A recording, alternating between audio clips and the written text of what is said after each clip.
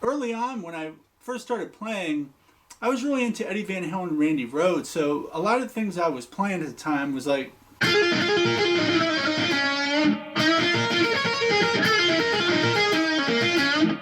all those cool Eddie blues runs.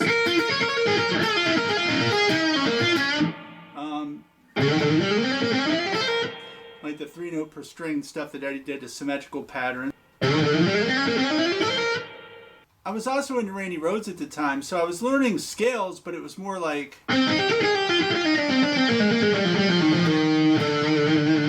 stuff like that, or the it was more of the hammer-on and pull-off legato playing that I was really into at the time. But my left hand was pretty good. I could play those lines pretty comfortably and up to speed. Then when I heard Yngwie and Alcatraz, it changed everything overnight. I was just blown away, and I've talked about it countless times on my channel here. The first real fast pick thing I ever learned from Yngwie was the intro to Jet to Jet, which is the famous Yngwie lick that I play all the time and talk about on my channel here. And I'll never forget the first time I learned that. At the time I was holding the pick like this, with the pick pointed up towards me, and I was using my wrists and my fingers weren't touching the body of the guitar. And about the fastest I could tremolo was like that. And I spent a long time just literally playing that lick over and over and over at that speed. And I was like, at some point this has got to change. Something's got to happen. I keep playing this lick over and over and over. I'm talking months of playing this lick. I'll never forget when it all clicked for me. It was in 1985. And it was a Sunday, and I just bought the new issue of Guitar World magazine. And I came home and was reading it, and they had a photo of Yngwie, and his hand was pointed this way, kinda. His fingers were resting on the guitar. So I thought I would give it a try, and after months of trying to pick like Yngwie, I thought, well, it's worth a shot. So I rested my fingers on the body of the guitar and then tried to tremolo a note.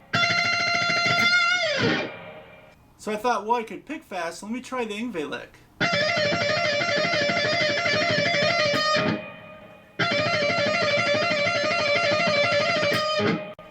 And I could do it. I could do it. And it was pretty quick. I had it pretty clean right off the bat. I remember that I used to just tremolo a note really fast, and then I would go into the lick. So it was like a timing mechanism for me.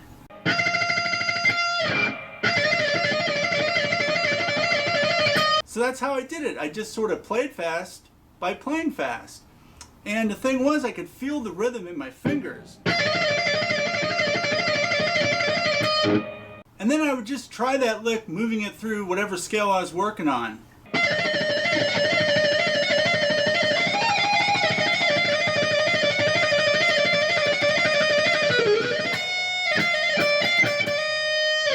Initially I just did it on one string. I wasn't really concerned about string crossing right off the bat. I was just thrilled that I could pick fast and be in sync.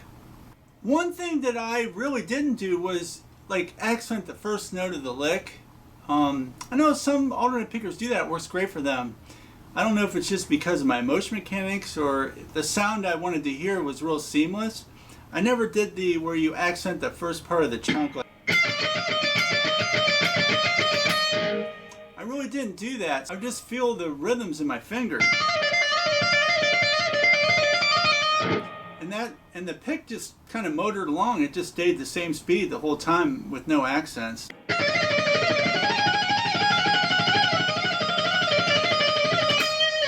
So when I'm playing the fast lines, my right hand just sounds like this.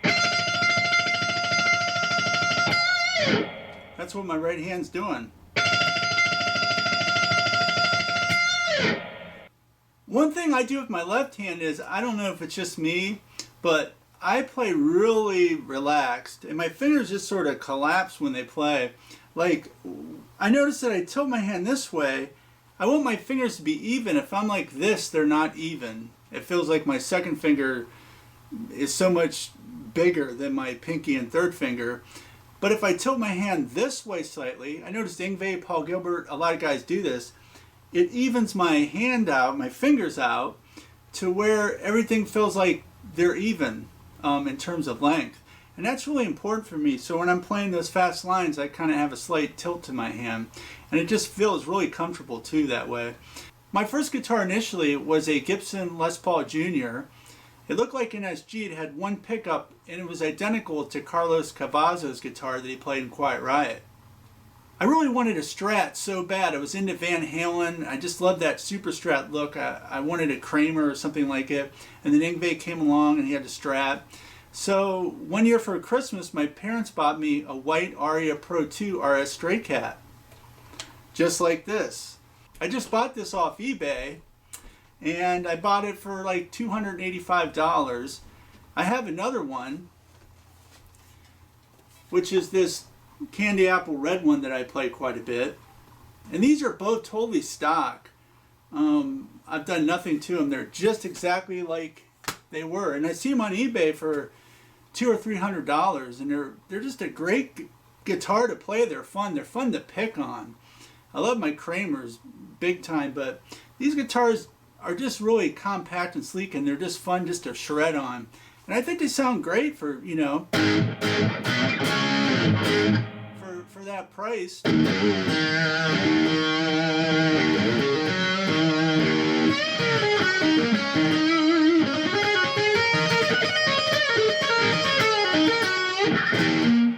You know, it's got a really fun sound, and they're really, everyone I played has had great action and is a lot of fun to play.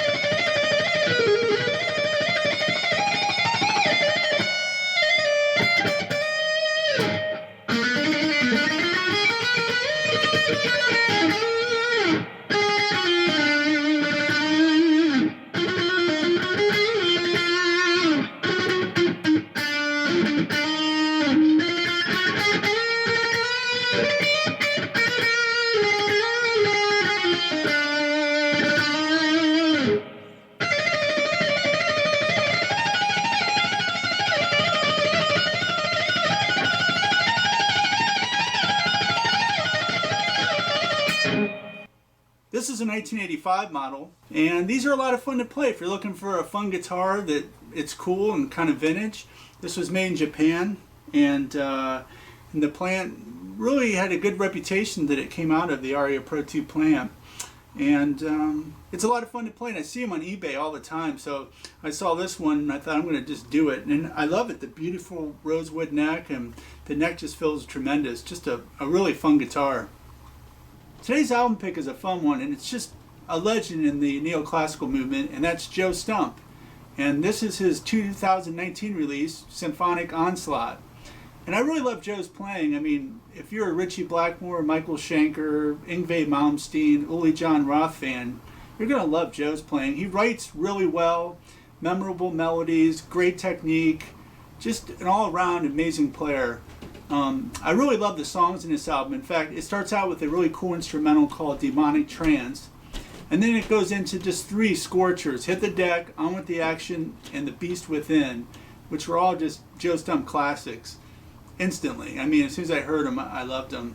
Then it's a really cool face-melting Devastation, and then a really nice kind of ballad called The Road to Room, which I really love. And then Stratocaster into the Swedish Assassin, which is kind of a short Yngwie kind of inspired arpeggio thing. And then he does From the Maestro's Book, Mayhem Ensues, and then he ends the album with a really cool version of The Bullet Train Express, which is a song that he's been doing live for quite a while. Has a really nice intro on it, but cool album cover. Definitely throw it back to the Shrapnel era. Yeah, so if you're a fan of neoclassical music, you probably know Joe's work, and if you haven't heard this one, I really recommend getting it. Well, thanks a lot for joining me today. I really have fun doing these, and it's always fun talking about technique and picking, and I had fun showing off my new guitar, which I'm having a lot of fun playing. So if you like this, please like and subscribe if you haven't already, and to those that have, thank you. I really appreciate it, and all your comments and everything is wonderful. So thanks a lot for joining me, hanging out with me, and have fun picking.